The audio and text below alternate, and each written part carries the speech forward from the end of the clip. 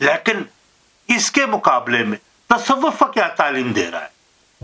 دوستو، تصوف یہ تعلیم دیتا ہے کہ یہ کائنات باطل ہے، اس کا در حقیقت وجود ہی نہیں، لہذا فطرت کی قوتوں کو تسخیر کرنے کا تو پھر سوال ہی پیدا نہیں ہوتا۔ انسان کی زندگی کا مقصد وہ کیا سمجھتا ہے کہ فرد کی روحانی ترقی ہے، جو مختلف قسم کے مراقبوں اور ریاضتوں سے حاصل ہو سکتی ہے۔ کشف اور الہام اس روحانی ترقی کے مظاہر ہیں۔ تصوف علم اور عقل کے مخالفت پر کمر بستہ ہے، وہ عقل کی دشمن ہے، سوچنے کی صلاحیت کو مفقود کرتی ہے۔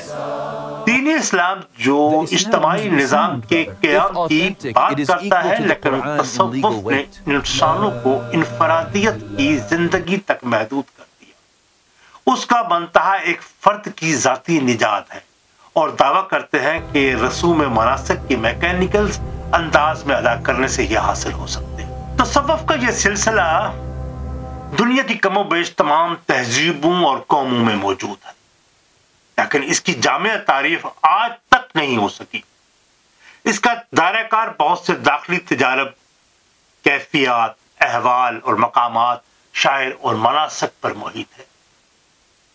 لیکن دو ایسے دعوے جو تصوف کی بنیاد تصور کیے جاتے ہیں، نمبر ایک، انسان کا خدا سے براہ راست مکالمہ، بلکہ خدا سے وہ ڈائلاگ کرتا ہے، اور نفس انسانی کا حقیقت مطلقہ یعنی خدا سے مل جانا، جسے وہ وصال کہتے ہیں، فنا کہتے ہیں۔ تصوف کے فلسفے میں یہ کیفیات انفرادی نوعیت کی ہوتی ہیں، جس میں کوئی دوسرا شریک نہیں ہوتا، اور نہ وہ فرد ان کیفیت کو دوسروں کو محسوس کروا سکتا ہے، نہیں بتا سکتا ہے، اور نہ ہی سمجھا سکتا ہے کہ یہ کیا چیز ہے۔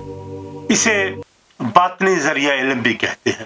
اس علم کے بارے میں کہا جاتا ہے کہ نفس انسانی جب باطن کی گہرائیوں میں چلا جاتا ہے تو وہاں حقیقت کلی میں جذب ہو جاتی ہے، یعنی کل میں جذب ہو جاتی ہے، جو کائنات کے رگ و پے میں جاری ہے۔ اس طرح نفس انسانی حقیقت مطلقہ ریئلٹی ایک ہو جاتے ہیں، اور انسان بغیر کسی مادی ذریعے کے حقائق کا براہ راست مشاہدہ کر لیتا ہے۔ ظہور اسلام سے پہلے دنیا میں بہت سے مذاہب کا ذکر موجود ہے، جس میں یہودیت، نصرانیت، مجوسیت، بدھ مت، زرتشت بھی ہیں، وہ قابل ذکر ہے۔ یہودیت میں حضرت موسیٰ کو مقام الوہیت پر فیض کیا جاتا ہے، جس میں کوئی شریک نہیں، اور اس کے بعد ان میں اولیاء کا سلسلہ چلتا ہے، جو اپنے کشف اور الہام کے ذریعے چلاتے ہیں۔ دراصل ان کے مذاہب میں تصوف کا ملاپ ان مذہبی پیشواؤں کے ذریعے ہوا، جنہوں نے سکندریہ میں یونانی فلسفے کا مطالعہ کیا، اور وہاں اس فلسفے اور عقائد کے امتزاج سے ایک نئے مذہب کی فلسفے کی بنیاد رکھی۔ اس سلسلے میں تاریخ کے جھروکوں سے ہم معلوم کرتے ہیں کہ سلسلہ تصوف کا آغاز کہاں سے ہوا۔ فلڈیڈیس اس فکر کا امام تصور کیا جاتا ہے، جو سکندریہ مصر میں 25 قبل مسیح میں پیدا ہوا۔ اس نے یہودیت کو مصر کی تہذیب اور روایات سے ہم آہنگ کر کے ایک نئی سوچ دی۔ اس نے یونانی فلسفر پلیٹو کے تصور کو ایک نیا رنگ دیا، جسے باطنیت کا فلسفہ کہتے ہیں۔ اور حیرت کی بات ہے کہ فلسفہ اقلیت پسندی کی ابتدا یونان کے فلسفی دیموکریٹس اور ایکیورس جیسے فلاسفر سے ہوئی، اسی طرح افلاطون یعنی پلیٹو کے ہاں اقلیت اور باطنیت جمع ہو گئے، اور اس نے سب سے پہلے یہ تصور پیش کیا کہ اس عالم محسوس کے اوپر ایک عالم امثال ہے، وہ عالم حقیقی وجود رکھتا ہے، اور یہ عالم محض اس کا سایہ ہے۔ اس عالم میں جو کچھ ہے اور جو کچھ ہوتا ہے، اس کی حقیقت سراب سے زیادہ کچھ نہیں۔ اس حقیقی عالم کے متعلق علم جو اس کے ذریعے حاصل نہیں ہو سکتا، باطنی طریقے سے حاصل ہو سکتا ہے۔ یہ ان کا سوچ ہے، یہ ان کا دعویٰ ہے۔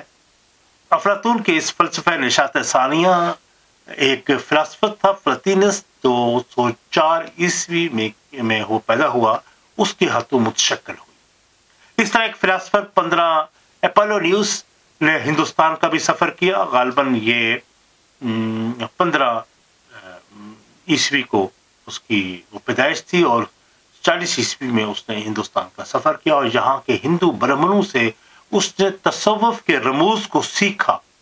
फ्लातीनस रोमी लश्कर के साथ ईरान आया और वहाँ रोमी लश्कर का अगरचे उसको ईरान में कामयाबी तो ना मिली, लेकिन फ्लातीनस रोमी लश्कर वापस चला गया, लेकिन वो ईरान में रह गया। ईरान के मजूसी तसव्वुफ की तालीम हासिल की उसने और उसके बाद उन फिलासफर्स ने अफलातून के फलसफा कदीम को हिंदी और ईरानी तसव्वुरात के साथ मिलाकर इस फिक्र को जदीद कालब में ढाला और इस फिक्र का नाम था न्यू प्लेटोनिज्म। इस फलसफे के असरात फिर सिकंदरिया पर पड़े और यहीं से यहूदी तबका इस तसव्वुफ से मुतासिर हुआ, जिससे इस फिक्र के असरात बराह रास्त तौरात पर पड़े और उसकी शरीयत मार्फत हकीकत बदल दी गई। इसलिए यहूदी तसव्वुफ की अहम किताब अगरचे ज़ुहार है, जिसमें वजाहत की गई है कि बल्कि यूं कहा जाए कि लोगों को बेवकूफ बनाया गया है और बेवकूफ बनाने के लिए ये कहा गया है कि तौरात की रूह दर हकीकत उसके बातनी मैनू में पोशीदा है। इंसान हर मकाम पर खुदा का जलवा देख सकता है, बशर्ते वो तौरात के उन बातनी मानी का राज पा जाए। इसलिए तौरात की शरीयत बनी इसराइल के लिए खुली थी, लेकिन तौरात के बातनी मैनी सिर्फ ख्वास यानी उन खास लोगों तक महदूद थे जो उसको समझते हैं और वजाहत कर सकते हैं। ये बात उनका यह दावा था कि हर इंसान इसको नहीं समझ सकता। उनका कीदा था कि तौरात के असल मैनी उसके अल्फाज में नहीं मिल सकते, बल्कि उन अल्फाज और जुमलों को समझने के लिए अबरानी अल्फाज के हरूफ के अबजद को खास तरीकों से इकट्ठा करके और दोहराने से तौरात के अल्फाज के बातनी जो मानी है वो मालूम हो जाते हैं और उन हरूफ और अजदाद का बातनी इल्म दर हकीकत असल इल्म हकीकी है। इससे इंसान रमूज कायनात और तौरात के हकीकी मफहूम की राहें खुलती हैं। ये उन लोगों का दावा था। इस तरह उन्होंने अपने रब्बानी सूफियों के बारे में शोबदाबाजियों के अजीब व गरीब किस्से घड़ रखे थे और उनके यहाँ अरबाब तसव्वुफ अपने यहाँ की इल्हामी किताबों की तावीलात अपनी ज़ाती मुकाशफात से करते और ख्वाबों की ताबीर से जिंदगी के मसाइल का हल बताते और आने वाले वाक़यात की खबरें भी देते। उस जमाने में जब उन मजहबी अनासर की बदमाशियों से लोग तंग आ गए, परेशान था, समाज बहुत बुरी तरीके से मुतासर था, तो उसको चैलेंज हजरत ईसा से मिला। हजरत ईसा की तालीमात उन खराफात के खिलाफ सदाए एहतजाज थी